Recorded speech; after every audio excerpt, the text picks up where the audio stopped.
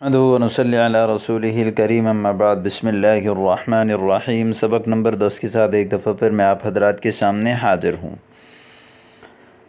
ماقبل سبق میں آپ نے یہ پڑھا تھا کہ مبتدا اپنے خبر کے تابع ہوتا ہے، مذکر میں، مؤنث میں، واحد میں، تثنیہ میں، جمع میں۔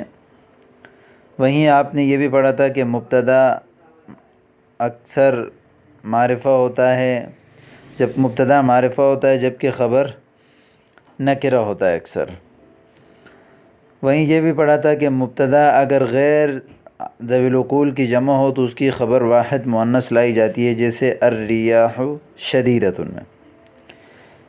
آج کے سبق میں اس تنبیہ میں فائدے میں یہ بتا رہے ہیں کہ مذکورہ مثال میں اگر دوسرے جز کو معرف باللام کر دیں یا پہلے جز پر الف لام نکال ڈالیں تو سب مثالیں مرکب توصیفی کی ہو جائیں گی۔ یہاں دیکھیں، اس مثال میں دیکھیں، اس مثال میں اگر یہاں دوسرے لفظ پر جو کہ نکرہ ہے اس کو الف لام لگا کر معرفہ کر دیں، الریاح الشدیدۃ، تو یہ موصوف صفت بن جائیں گے۔ ہوا تند ہیں، تیز ہیں نہیں بلکہ تیز ہوا، ایسا ترجمہ ہو جائے گا۔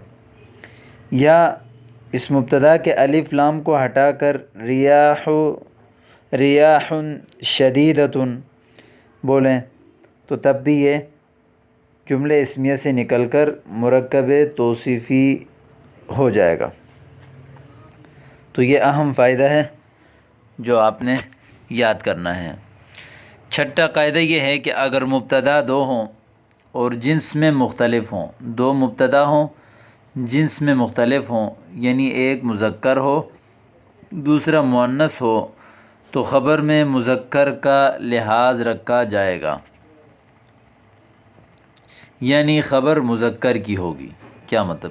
یہاں دیکھیں اس مثال میں سب سے پہلے یہ مثال ہے الابن والابنۃ حسنانی۔ یہاں پر الابن بھی مذکر ہے اور اسی طرح الابنۃ بھی مذکر ہے، یعنی مؤنث ہے، اور یہ دونوں مبتدا بن رہے ہیں۔ تو اب جب دو مبتدا ہوں تو خبر میں آیا مبتدا کی رعایت کی جائے گی، یا یعنی مذکر کی رعایت کی جائے گی یا اس مؤنث کی رعایت کی جائے گی؟ تو یہاں بیان فرمایا کہ خبر میں مذکر مبتدا کی رعایت کی جائے گی، لہذا یہاں الابن مذکر ہے، الابن والابنۃ، تو حسنانی بھی مذکر لے کر آئیں، ٹھیک ہے، بیٹا اور بیٹی دونوں خوبصورت ہیں۔ اگلی مثال میں دیکھیں، چھٹا اصول اور فائدہ یہ ہے کہ مبتدا اور خبر کبھی مفرد ہوتے ہیں کبھی مرکب۔ مبتدا اور خبر کبھی مفرد ہوتے ہیں، مفرد جسے اکیلے لفظ کو کہتے ہیں، لیکن کبھی مرکب ہوتے ہیں۔ مفرد کی مثال تو اوپر لکھی گئی، 10 مرتبہ آپ نے پڑھ لیا۔ مرکب کی مثال یہ دیکھیں، الرجل الطیب حاضر، یہاں مبتدا وہ مرکب ہے، الرجل الطیب دونوں معرفہ ہیں، تو لہذا یہ موصوف صفت ہوں گے۔ موصوف صفت مل کر اکیلا مبتدا بن رہا ہے، تو لہذا ہم یہاں کہیں گے کہ مبتدا مرکب توصیفی ہے، جبکہ خبر مفرد ہے، حاضر اکیلا۔ اچھا مرد حاضر ہے، الرجل الطیب اچھا مرد، حاضر حاضر ہے، مبتدا مرکب توصیفی ہے۔ زید رجل طیب، یہاں دیکھیں زید مبتدا ہے اور مبتدا مفرد ہے، جبکہ رجل طیب دونوں نکرہ ہیں، تو یہ موصوف صفت بن رہے ہیں۔ موصوف صفت بننے کی وجہ سے تو لہذا یہ مرکب ہو گئے، مرکب یہاں پہ خبر بن رہا ہے، ٹھیک ہے۔ زید ایک اچھا مرد ہے، خبر مرکب توصیفی ہے، اوپر مبتدا مرکب توصیفی تھا، یہاں خبر مرکب توصیفی ہے۔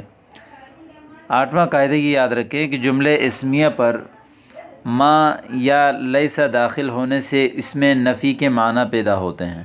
نفی کا معنی ہوتا ہے نہیں، کسی کام کی انکار۔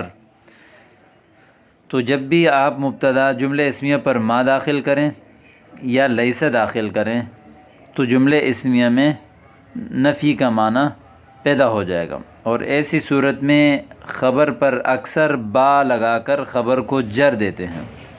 یہ اکثریت ہے، عموماً نہیں ہے، کبھی کبھی نہیں بھی ہوتا ہے۔ جب مبتدا اور خبر پر ما یا لیسا داخل ہو تو اکثر ایسی صورت میں خبر پر با لگا کر خبر کو جر دیتے ہیں، اور اس با کے کچھ بھی معنی نہیں لیے جاتے ہیں۔ با کا جو معنی ہے نا، جیسے ساتھ، با اکثر ساتھ کے معنی کے لیے آتا ہے، مصاحبت کے لیے ساتھ، لیکن اس جملے میں با کا کوئی معنی نہیں ہوگا۔ یہاں دیکھیں، ما زید بعالم، اصل میں تھا زید عالم، زید عالم ہے۔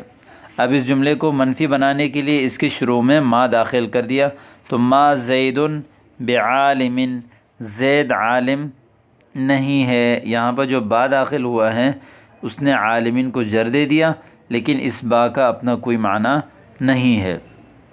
اسی طرح لیس زید برجل، زید برجل قبیح، برجل قبیح، یہاں جو رجل نکرہ، قبیح بھی نکرہ، موصوف صفت ہیں دونوں، اور یہاں پر خبر جو رجل ہے اس پر با داخل ہوا ہے، اور یہاں پر دوسری بات یہ بھی یاد رکھیں کہ خبر مرکب توصیفی بن رہا ہے، ٹھیک ہے، زید برا مرد نہیں ہے۔ تو یہاں تک آپ نے نوٹ کر لیا۔ آگے دیکھیں، نمبر 9 یہ ہے کہ جملے اسمیہ پر اکثر حرف ان بے شک داخل ہوتا ہے۔ جس طرح ما اور لیسا داخل ہوتے تھے، تو اسی طرح جملے اسمیہ پر ان بھی داخل ہوتا ہے، جس کی وجہ سے مبتدا کو نصب پڑھا جاتا ہے اور خبر بدستور مرفوع ہوتی ہے۔ یعنی یہ جو ان ہے، یہ جب داخل ہو جائے تو مبتدا کو پیش کے بجائے زبر دے گا، ان الارض کے بجائے ان الارض مدورۃ، بے شک زمین گول ہے۔ تو اس کی تفصیل آگے آپ پڑھیں گے، ان کو کہتے ہیں حروف مشبہ بالفعل۔ اس کی تفصیلاً آگے سبق آئے گی، اس وہاں پر آپ تفصیل سے پڑھیں گے انشاءاللہ، اور خاص طور پر نحو میں آپ اس چیز کو تفصیل سے انشاءاللہ پڑھیں گے۔ آگے ہے اگلا اصول یہ ہے کہ کسی جملے میں استفہام کے معنی پیدا کرنے ہو۔ استفہام کہتے ہیں سوال کو۔ کسی بھی جملے کو جب آپ سوالیہ بنانا چاہیں، کوئی بھی جملہ ہو، چاہے بڑا جملہ ہو چاہے چھوٹا جملہ ہو، شرط یہ ہے کہ وہ جملہ ہو، تو اس وقت اس میں استفہام کا معنی، سوال کا معنی پیدا کرنے کے لیے شروع میں حل یا آ لگا دیتے ہیں۔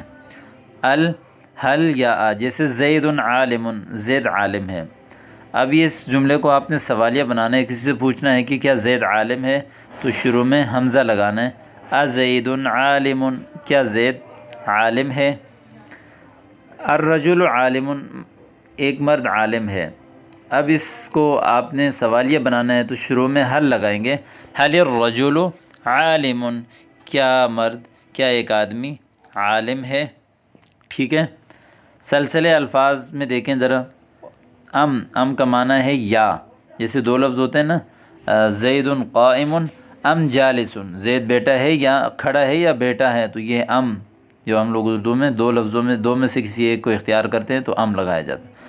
تو آگے ہے بلا، ہاں کیوں نہیں، جیسے ہم نے کہا ازید قائم، کیا زید کھڑا ہے، تو آپ نے کہا بلا ہوا قائم، کیوں نہیں وہ کھڑا ہے، جداً بہت ہی، حارس چوکیدار، بقر اس میں جنس ہے، اس کی کوئی جمع نہیں آتی، بعض لوگ اس کی جمع لاتے ہیں بقرات وغیرہ بھی، تو بہرحال جیسے قرآن میں بھی آئے انی ارا 7 بقرات، 7 گائیں، جدید نیا، جالس بیٹا ہوا، قاعد بیٹھنا، جلس یجلس ضربہ سے ہیں، قعد یقعد نصر سے ہے، اس کا معنی ہے بیٹھنا، شاۃ اس کا معنی ہے بکری۔